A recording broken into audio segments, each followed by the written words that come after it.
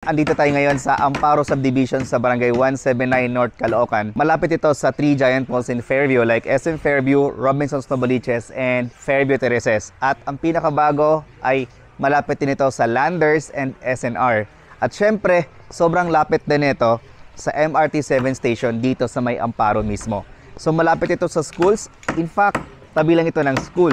Or meron ditong bahay na binibenta na modern single attached house and lot. So yung price range nila dito ay 6 million to 7.5 million pesos. So ngayon ipapakita namin sa inyo yung actual development site, lahat-lahat. So ang gawa nila ditong bahay, papakita din namin sa inyo conventional na buhos. So makikita natin dito, eto 16mm po na gamit nilang mga bakal. So maraming mga poste at syempre given na yung mga biga natin sa baba. So bali, ito po yung kalsada, no? Papasok sa loob. Andun po yung entrance natin.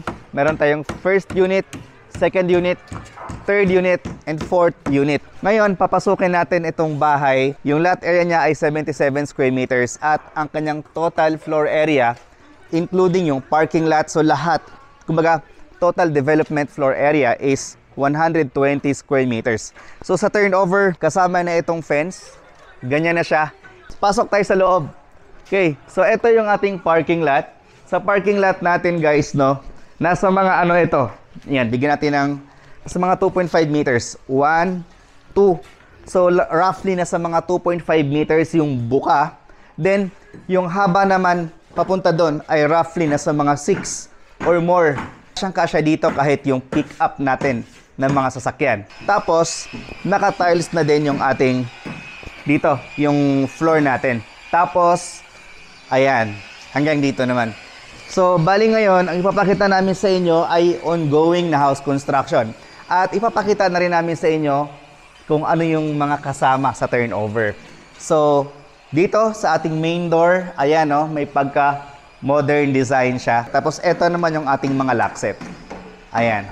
Tapos, this is our ground floor. Then, this is our living area. So, dito sa ating ground floor, no, sobrang laki kasi alam nyo, yung 77 square meters na floor na lot area is halos lahat or konti lang yung tinira, then lahat yon ay floor area niya. Kaya kung mapapansin nyo dito sa inyong ground floor ay sobrang laki. Tapos kung mapapansin din ninyo, pagpasok nyo sa bahay, open concept yung ating peg yon. Tapos medyo mataas din yung ceiling natin, tapos yan yung mga lightings, kasama na rin yan. Then this is our kitchen area. So ang kagandahan dito sa kanilang kitchen area ay papalitan pala ito yung kanilang countertop into from ceramic tiles, granite tiles. Then ang isa pa sa maganda dito ay kasama na itong mga built-in cabinet nila. Tapos itong cabinet naman sa baba ay kasama din po yan sa turnover. So sobrang laki ng ating dining area, kahit siguro dito maglagay dito ng up to 8 seaters sa dining table ay kasyang-kasya dito. Plus dito naman, dito mo ilagay yung inyong TV, tapos dyan yung inyong L-type na upuan. Sobrang lawak po ng inyong ground floor. Then dito naman sa side na to, no, meron tayong space para naman sa inyong labahan. Ayan siya, laundry area. Ayan. Tapos meron din ditong storage room dito sa ilalim. So next is our toilet and bath. So dito, meron tayo ditong hindi pala ito toilet and bath, no? Ano siya? Powder room. So eto, meron tayong water closet at itong lavatory. Then, yan siya. Ayan. So dito naman, napapansin ko dito, bawat space talaga na maximize, no? Wala masyadong natapong mga space. Katulad ng mga to, ito, daanan papunta sa taas, tapos yung ilalim ng hagdanan, ginawa nilang toilet and bath, tapos yung kabilang side naman ng ilalim ng hagdanan, ay napunta naman doon at ginawa naman nilang storage room. Okay? So next is akit tayo sa taas. Dito pala sa kanilang stairs, okay? Ang pinaka-foundation natin sa stairs ay hose, tapos yung pinaka-steps natin ay hardwood mahogany. Okay. So dito, wala tayong handrails. Pagdating naman dito sa pangalawang landing, dito na nagkakaroon ng handrails. So, ayan siya. Tapos, meron tayong malaking bintana as a source ng natural light. Yan. Bali, fixed window po yan. Tapos dito, pwede mo nang lagyan yan ng chandelier. So, first is bedroom number 1. So, dito sa bedroom number 1, ang sipag naman talaga, oh. Makita ka sa video, mabibigyan ka ng ano ni ma'am, bonus.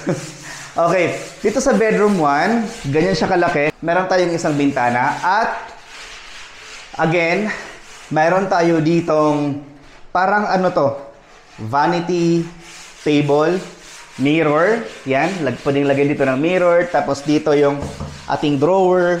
Tapos the rest na itong ating mga built-in cabinet. So again, kasama din po yan sa price na ibibigay namin sa inyo mamaya. Okay, so next is our bedroom number 2. So dito naman sa bedroom number 2, hindi lang isang bintana meron dito, no? Meron tayong isang malaking bintana. Ayan, halos isang dipan natin yan. Tapos meron pa tayo dito ng isang medyo maliit na bintana. Then, siguro, pag ganyan yung ating higaan. Ayan, saktong-sakto. Kahit queen size na bed, kasyang-kasya dito. Kahit hanggang dito yan, queen size na bed, kasyang-kasya dito yung queen size natin na bed. Tapos, meron na tayong kasamang mga built-in cabinet para dyan. Then, kagandahan pa dito ay, hindi siya flush door, no? Solid talaga yung kanilang mga door. Next is toilet and bath. So, dito sa kanilang toilet and bath, yung tiles natin dito ay from floor to ceiling. Ito yung kulay ng tiles, yung white na may design ng itim. Tapos, ito naman yung ating lavatory dito sa taas. Puzi yung brand. Tapos, meron tayo ditong lagayan, parang lagayan ng mga toiletries natin. Tapos, ito naman yung ating water closet. Tapos, yung area naman natin ito ng ating shower area. Plus, meron tayong saksakan dyan ng ating water heater. Soon, kung gusto niyo pong maglagay ng water heater. So, next is the master bedroom. So, dito naman sa inyong master bedroom, no? Dito, yan, kahit queen size na bed or king size na bed, por, kasyang-kasya dito, por. Tama, por, no? Pag ganun natin yung setup, tapos dito dito ka pwede maglagay ng TV sa side na to. So, lahat nga pala ng partitions dito ay buhos, no? Wala ditong drywall. Talagang purong buhos itong bahay na to.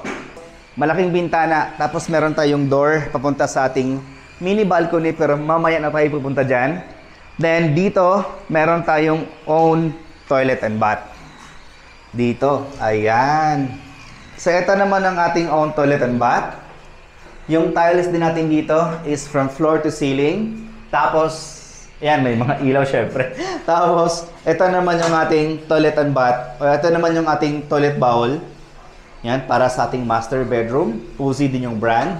Tapos, ito naman yung ating lavatory. So, ang ganda niya, no? Oh, yan po, may tubig na po yan. Sobrang lakas po ng tubig dito. Ayan siya. Tapos, yung ating door ay solid din.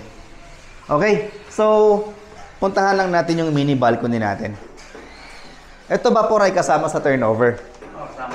Yan, kasama din pala to sa turnover, no? So, yun, may accent na din yung wall natin. Tapos, mataas yung ceiling nila, ha? In fairness. Ayan. Then, dito, eto, meron tayong mini balcony dito sa baba. Ayan siya. Tapos, yun, meron tayong, andin yung park space natin for a parking lot.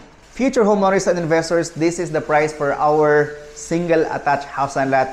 Dito yan sa Amparo Subdivision, Barangay 179, North Caloocan City. Lot area is 77 square meters. Ang floor area naman ay 120 square meters. 3 bedrooms, 3 toilet and bath, at isang parking lot. Ito yung kabuuan niyang presyo. Okay, so for more details about this project, trippings, and reservation, please i-dial po yung number na naka-flash screen. And if you are new to my channel, can you click that subscribe button and hit that notification bell para pag mayroon kaming bagong videos na upload sa aking channel, ay agad namin kayong ma-notify. Again, this is Rog Camacho, your licensed real estate broker. Thank you so much for watching and God bless.